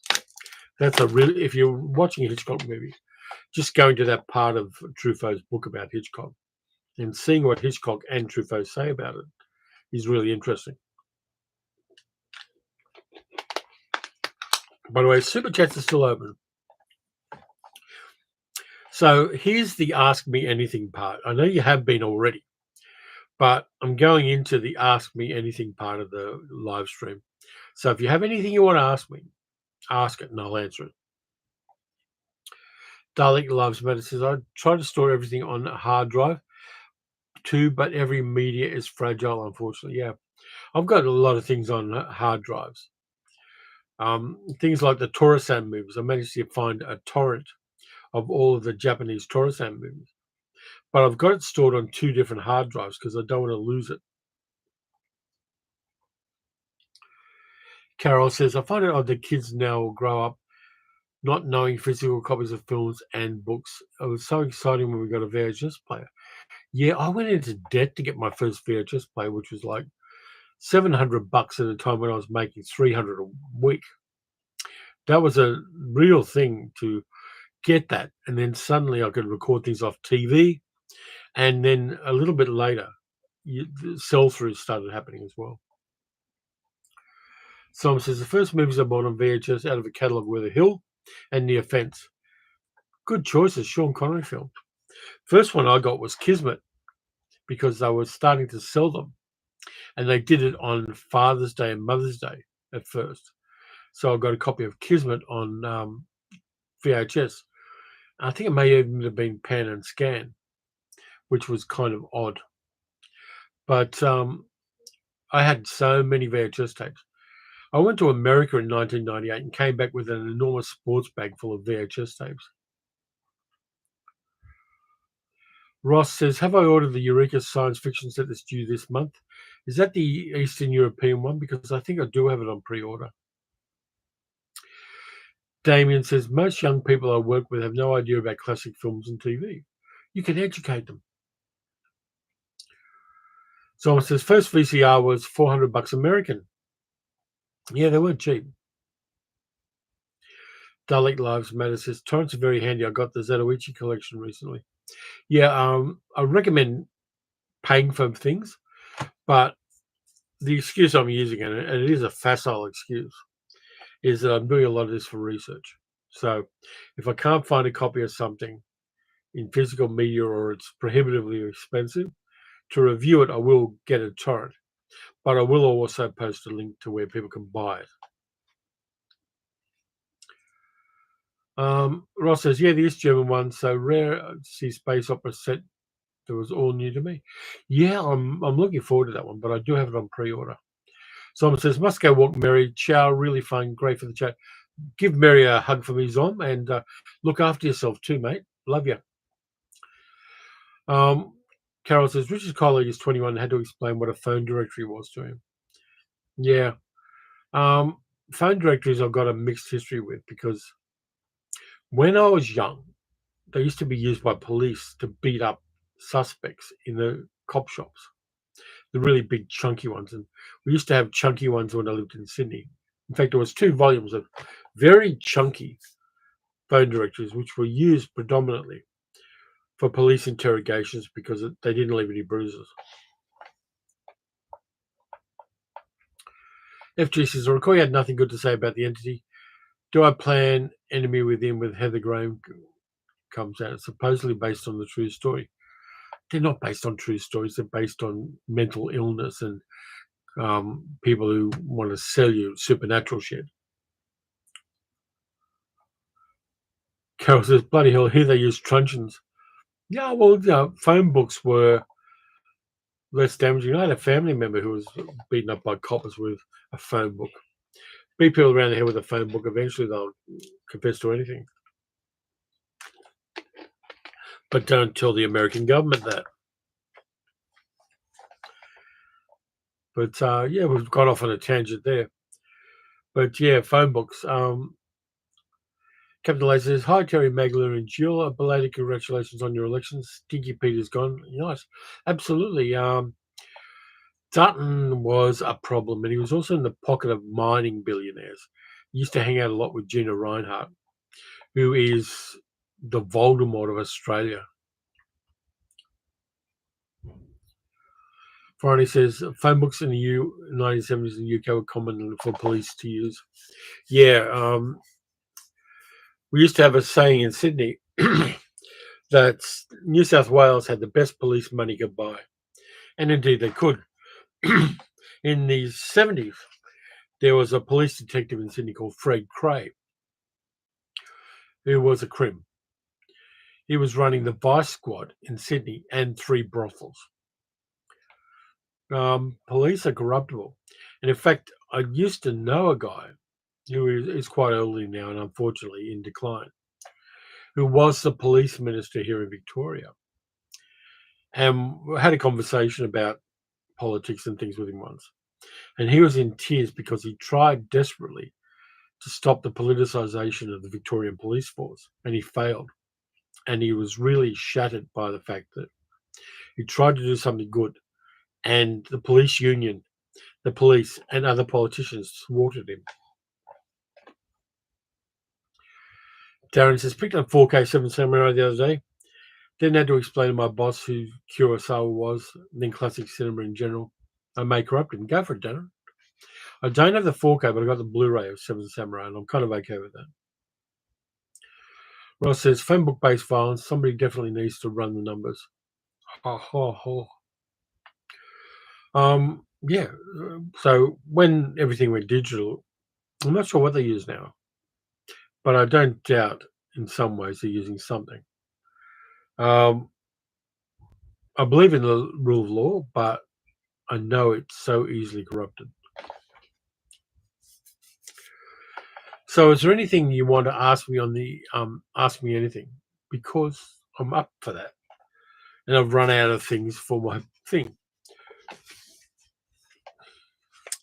Let's see, how many pages of movies have I got that I want to talk about on the channel? 7 pages of movies. Which, yeah, I've got to stop looking at that because I'll just go down the rabbit hole again. Friday says, do I play board games? There's a story to that, Friday. When Sally and I first got together, we played Monopoly. And I won pretty quickly. And what happened? Sorry, that was Friday. Yeah. What happened was I won pretty quickly because I was strategic about it. And she tipped over the board and chucked the shits at me.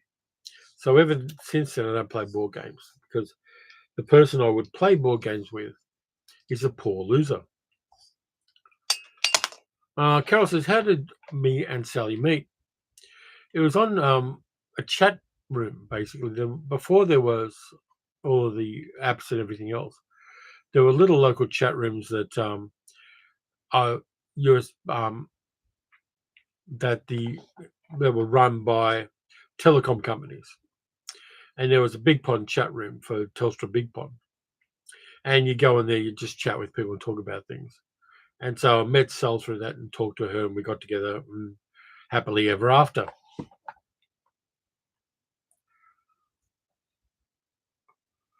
Ross says, how do you feel about the Dietrich von Sternberg collaboration? Do you have a favorite?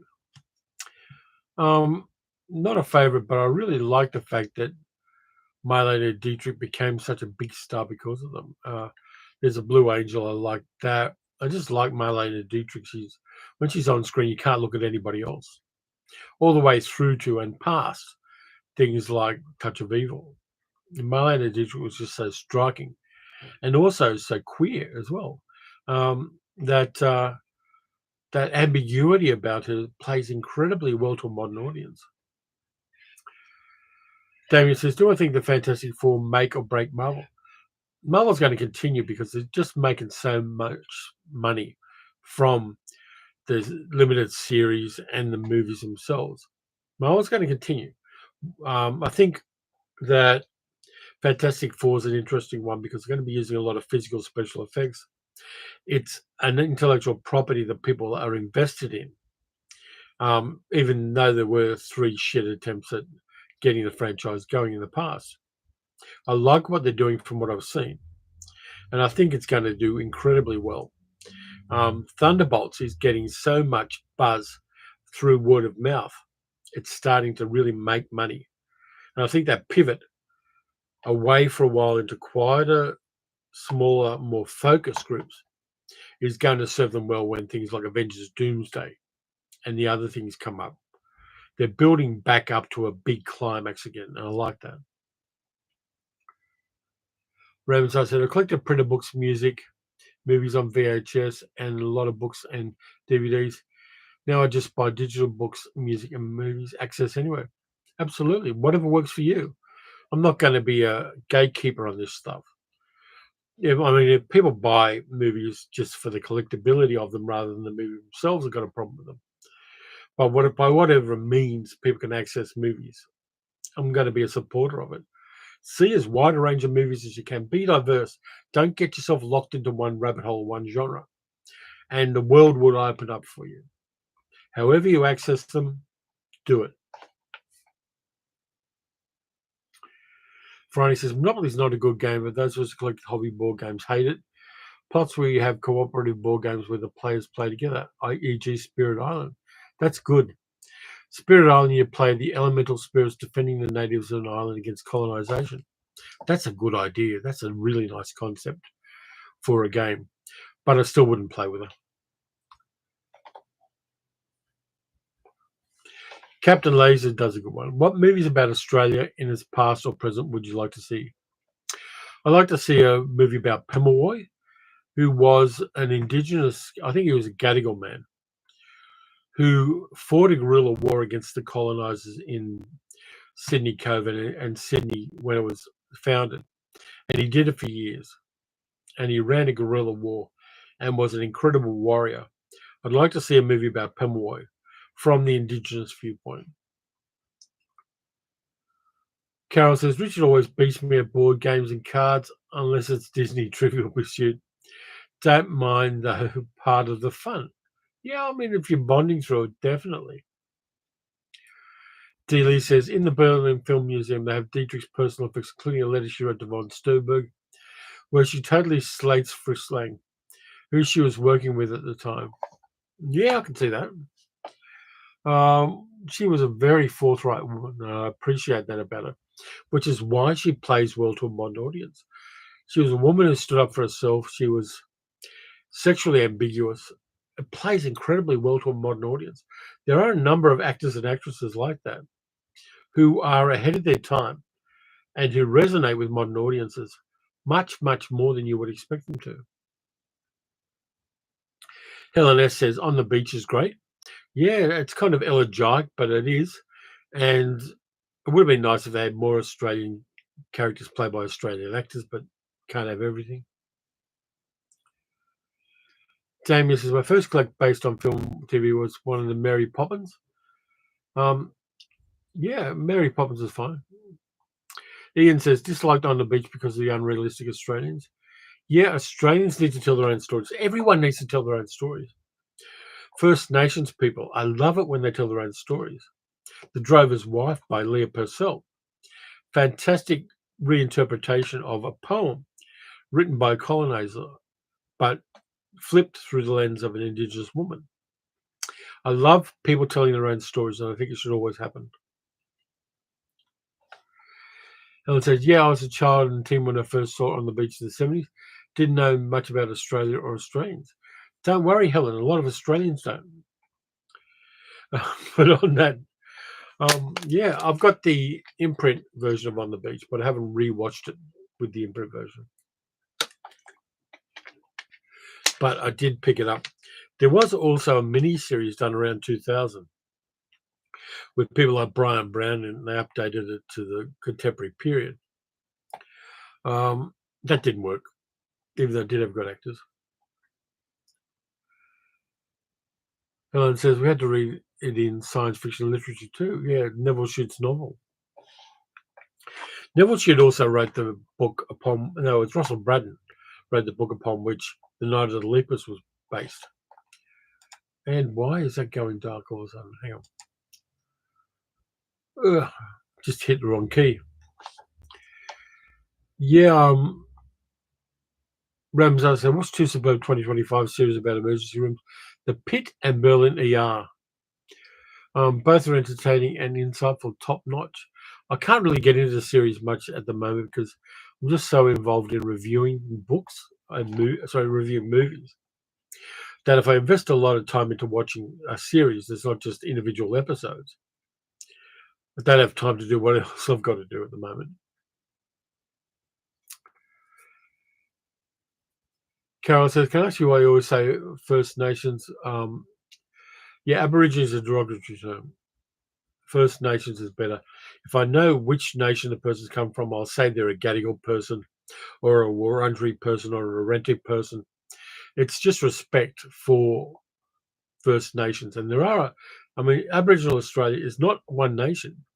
It is a whole series of cultures and languages and kinship groups and song lines and other things. And to speak of them accurately is a respectful thing. That's why I do it that way.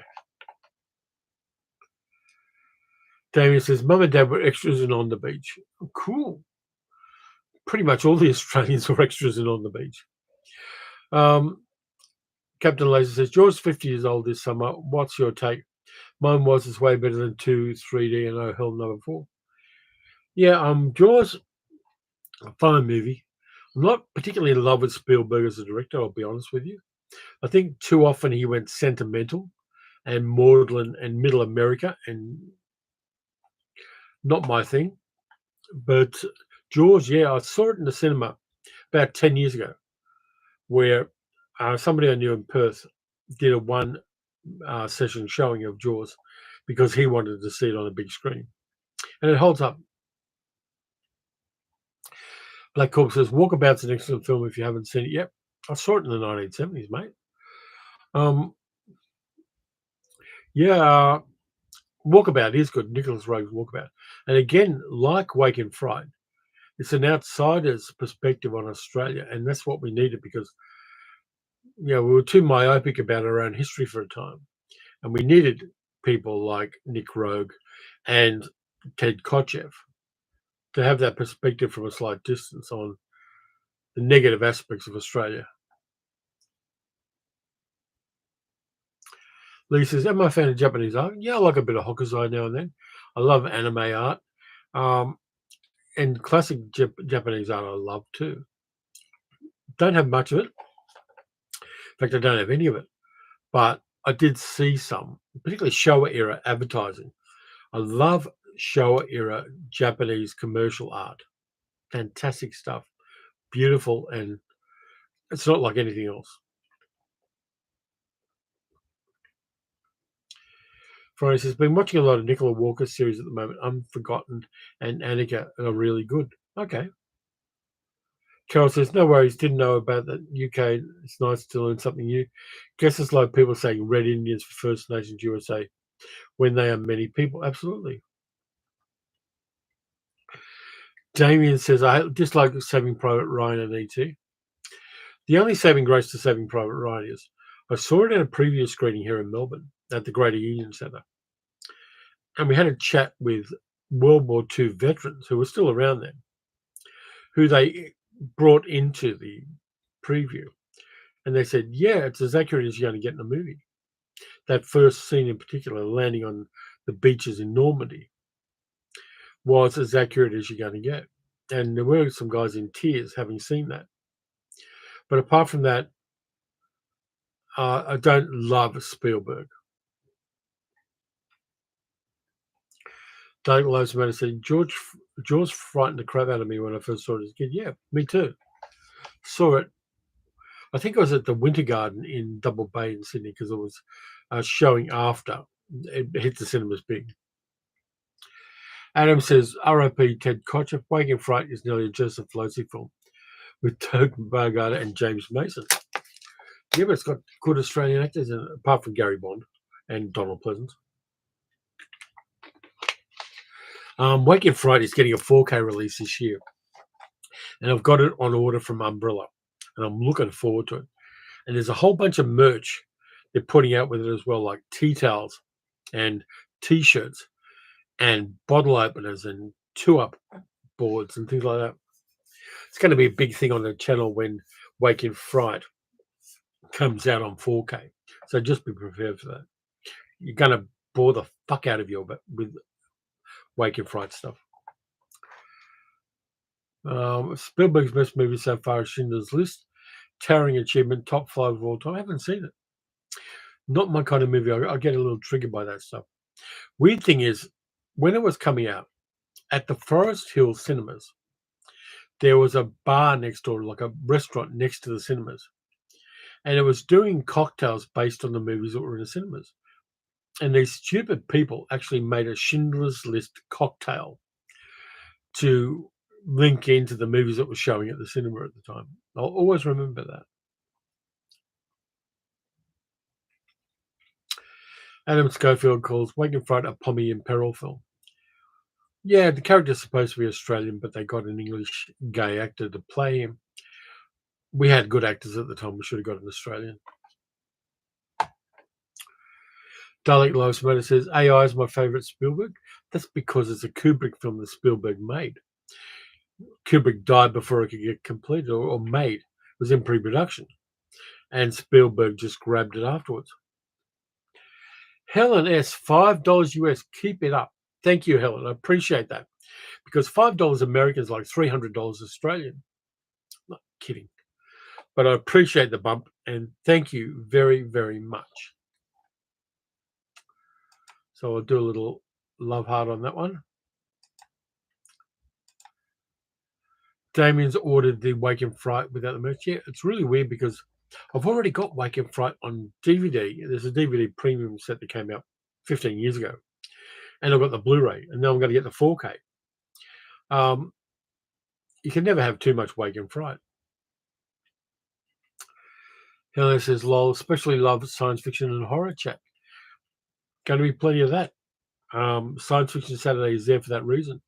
Here's what I did. I'll give you guys the background. I'll let you see behind the curtain. Science Fiction Saturday exists because the channel's audience loves science fiction and loves horror. So I've got one of the 3 videos each week dedicated to that. That then gives me the space, so when Imprint or Umbrella send me things to review, I've got 2 other days of the week when I can review those without impinging on the core audience's love of science fiction. And so I've got that, and I've also got those days where if I'm passionate about a movie that isn't science fiction or fantasy or horror, I've got 2 days when I can talk about them on the channel. And so everybody is happy, and I can kind of compartmentalize and make that work for everybody. But it was a deliberate choice that I made to do that, and it's working so far.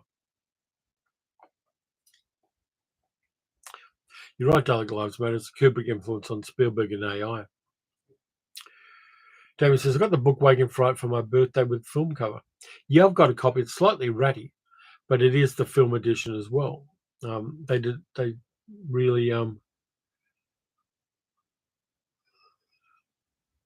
really deteriorate with time. Black Hawk says, reminds me of that line from Civil War, $300 will get you a sandwich. Yeah, absolutely. Civil War is so underrated. Adam says, used to program film nights in a cinema bar in London Bridge, and we showed a double feature of Wake and Fright and Next of Kin.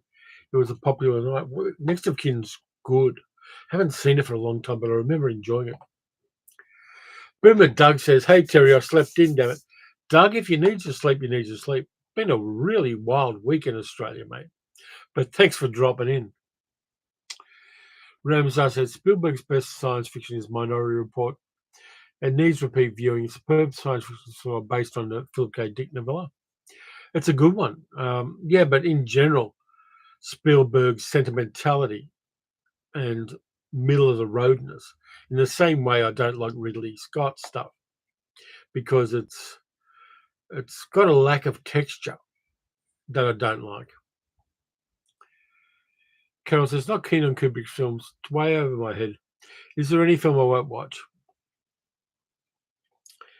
Yeah, at the moment, I'm not watching any Polanski. I'm trying not to watch movies that star or were made by people who did crimes against women.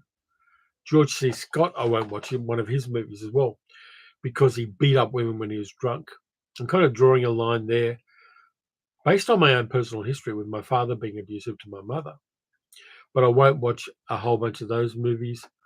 I won't watch Martyrs. Not because it's not a good film, because it's a superb piece of horror. But it's confronting and it's brutal. It's a very well-made film, and I've seen it once. I've got the 4K of it, but I won't watch it again. Captain Lazy said, I showed up here because Terry was bashed in 2001, which is not for everybody. I'll admit it's the best episode of Space 1999, but I love science fiction. Absolutely. 2001, I think, is overrated. Yeah, if you get stoned and watch the bit at the end, it's going to be a groovy thing.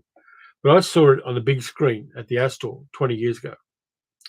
And when there's the bit where Bowman is trying to grab the body of his mate and bring it back into the Discovery, I reached for the remote control to fast forward through that in a cinema. It's too slow. It doesn't have any characters in it. And it basically ends with, hey, look, I turned you into a giant space baby. Not my favorite movie.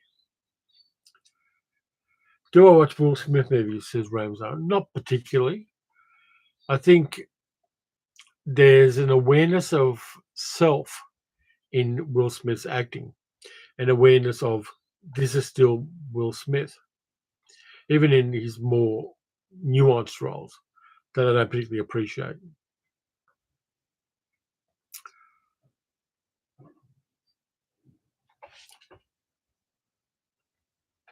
These cats climbing our roof and they're not ours. But yeah, I mean, Will Smith was just a total prick. Yeah. Slapping somebody at the Oscars, performative masculinity and toxic performative masculinity. Screw that guy. Favorite character actors. I like Paul Giamatti. I like the Tooch, Stanley Tucci. I like a lot. Um, I really like smaller ones like Stephen Henderson. Um, I definitely like Michael K. Jordan, having seen Michael B. Jordan. Sorry, having seen Sinners. Um, just so many and actresses, just so many good actresses out there. Don't particularly like Kate Blanchett. I think the Botox has got to her a bit, but I definitely like Sarah Snook. Um, I definitely like Margot Robbie, not because she looks pretty, but because I think she's a great actress and has a good sense of picking her projects. Just so many great actors out here, and just there's too many to really answer. Harry Dean Stanton, yeah, Harry Dean Stanton. What did I see him in? I saw him in Cisco Pike. He's really good in Cisco Pike with Gene Hackman and Chris Christopherson. Have I reviewed Lemon Tree Passage? No, I haven't. Adam's favourite actor is Spencer Tracy. I can respect that. Boomer Doug says, I haven't watched any George C. Scott films since I mentioned his violence. You and I share a similar history with our dads. Eventually forgave him in final years when he suffered dementia. Mine had dementia as well, but there's a rock inside me. There's a really hard part inside me that won't let me forgive and won't let me forget. Because my father essentially killed one of my sisters. Brad Dourif, absolutely. James Cagney. Dean says, am I keeping healthy these days? Yeah, I mean, I'm on the right meds. I'm getting more exercise. That's why I started the travel channel, so I got more steps in and walked around places. So I'm doing more of that. It was a wake-up call, and I'm doing what I need to do. Tracy always had a speech in his films, usually in court. Yeah, Compulsion's a really good one. If you haven't seen Compulsion with him, Bradford Dillman, and a number of other good actors, Compulsion's a fantastic film. Any actors I really hate, apart from the ones who did bad things. I don't. Speaking of actresses as well as actors, I don't like Gal Gadot. For a start, I don't think she's a good actress at all. She's very striking as Wonder Woman, but I don't think she's got the talent or the inclination to be a good actress. Plus, she's supporting Middle Eastern genocide, and I find that egregious. Wise Blood. Wise Blood's good. Boomer Doug loves my second channel, Terry Troubles, and I'm doing more stuff this week for it. I'm actually doing the longest tram ride in Melbourne for the second channel, going through posh suburbs and not so posh suburbs. So I'm going to do that. I'm recording that on Wednesday, and I'm looking forward to that because I get out of the house. Friday, yeah, Kinski, yeah, Klaus Kinski, who assaulted one of his own daughters. I find real problems with his movies, even though he is in at least, I think, one or two of the Mabuse films. I always find it difficult to watch Klaus Kinski movies. Ravens says Harry Dean Stanton was great in Paris, Texas. That was his best role. He is fantastic in that. Boomer Doug says, "Love Tony Curtis will struggle a bit. He was a bit of a prick." Yeah, a lot of them were.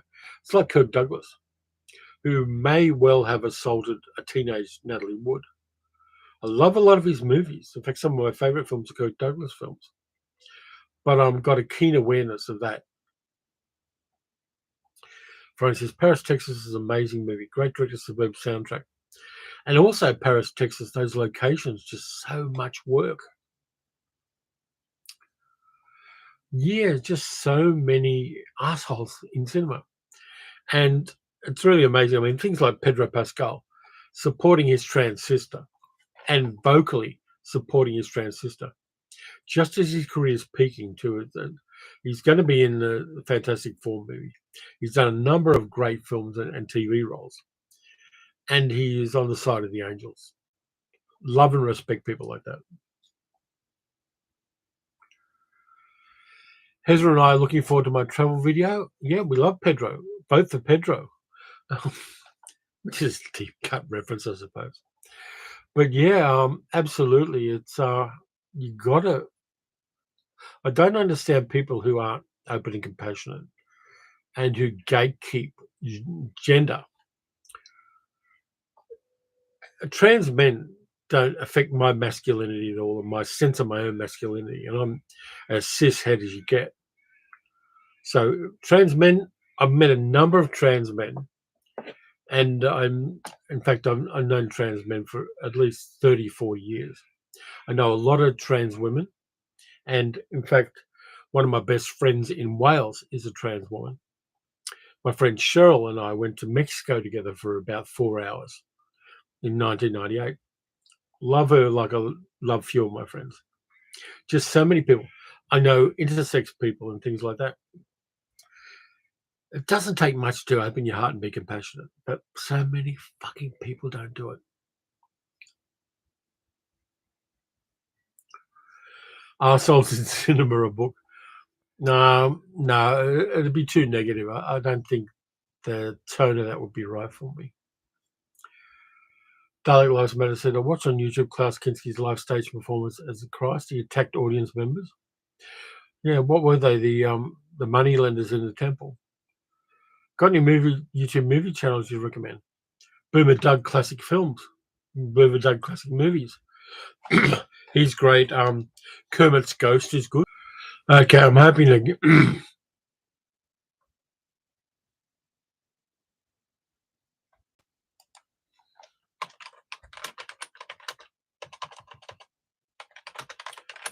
Okay, I think it's back again.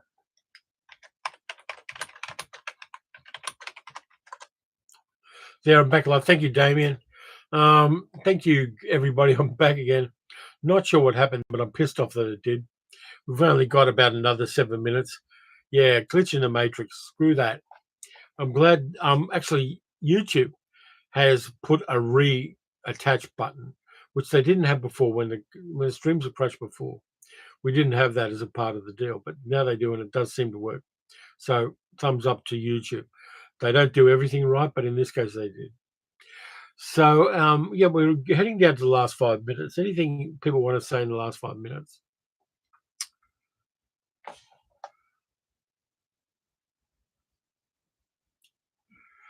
Friday says David Tennant is a good trans supporter. He upset J.K. Rowling. Anybody that upsets J.K. Rowling is great. Here's my thing. What is it about becoming a billionaire that turns you into a total asshole? Or maybe the kind of people who become billionaires are total assholes innately. I'm fascinated low key in how horrible a number of people are who are incredibly wealthy when they could fix any number of problems in the world just by wanting to and getting the right people to do it. That shit cheeses me off no end because I'm a good socialist. Boomer Doug says, thanks for the plug. I love my little channel. My new man from Uncle Channel has gone crazy. Lots of boomers like me loving the memories. Yeah, Bezos' ex-wife is doing crazy good work. And in fact, there are a number of ex-wives of billionaires who are going, I don't need this money. I'm going to try to do good things with it. It's horrible that they have to. It's like every year here at Easter time, there's a fundraiser for the Children's Hospital in Melbourne. And there are telethons, there are fundraising all over the place. And it's great that people do that. And a lot of people work really hard to do it. But it should be funded by taxes. We shouldn't need to have charities at all, or charities for children's hospitals, and yet we do. Helen says, residing in Southern Baptist Church for different reasons, but my niece is the pastor's wife, and I refuse to hate on LGBTQI plus people. Absolutely. No, it's okay, Helen. You can talk about religion if you like, because you are on the side of the angel. I know so many good people. Some of them are Christian. Some of them are rainbow people, LGBTQIA plus people. The assholes I know mostly are people with mental illnesses or people who are locked into viewpoints and worldviews and cults that empower themselves by hating other people. Absolutely, they're generous, selfless people. Compassion is getting easier. I mean, when I was damaged, and I was damaged for a lot of my young life, I had complex PTSD, and really it took me a long time to unwrap that and deal with it. For some reason, compassion is getting easier for me now, and it's becoming a default and an instinctive default, which it wasn't, because my compassion in my childhood was weaponized against me by my father. And it took me a long time to realize that that was actually a virtue that I had, and that was something that is the highest quality of human beings, is compassion and love and sharing things you know, and sharing things that you care about, and being generous. All of that stuff is the highest form of human endeavor. And people who don't realize that, and who willfully don't realize that, I have no time for. Hi, Catherine. Take care of yourself. Look after the migraine.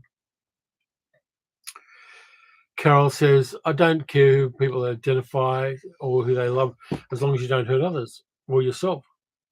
But it's not always as simple as you wish it to be. Absolutely. Dalek Loves Matter said, Christian countries had a rule in which everyone's debt was written off every 10 years. Yeah, I mean, that too. Friday says, the only reason I have housing is because some evangelical Christians acted as guarantor for your housing. People who personify the teachings of Jesus are compassionate. Absolutely, Friday. And I mean, I'm not into superstition myself, but I respect people who are, as long as they are generous with it. I mean, if you're going to talk the talk, you've got to walk the walk. Dean says, Terry, I wish the people in charge here in the US had compassion, but alas, not really. No, it's like they say in Bad Day at Black Rock's got this great line from Spencer Tracy, where he's talking about the town and the fact that Reno has taken over the town, played by Robert Ryan. And he says the guerrillas have taken over. And that's what's happened in America for now. But it won't prevail. Long term, it won't prevail. Ramsey said, after 2001, Kubrick planned on Napoleon with a lot of research, but the release of Bondarchuk's War and Peace and the commercial failure of Waterloo shelved it. I can see that. People need to visit other countries and not troll them online. Here's the thing. I've never met a person who traveled overseas, not in a guided tour or a cruise ship, but traveled overseas, who came back less ignorant, who came back more ignorant. Traveling opens the mind and opens the heart. I mean, even things like, I went to Dubai and went to the Dubai Museum, which nobody goes to. Tourists don't go to the museum in Dubai, even though it's fantastic.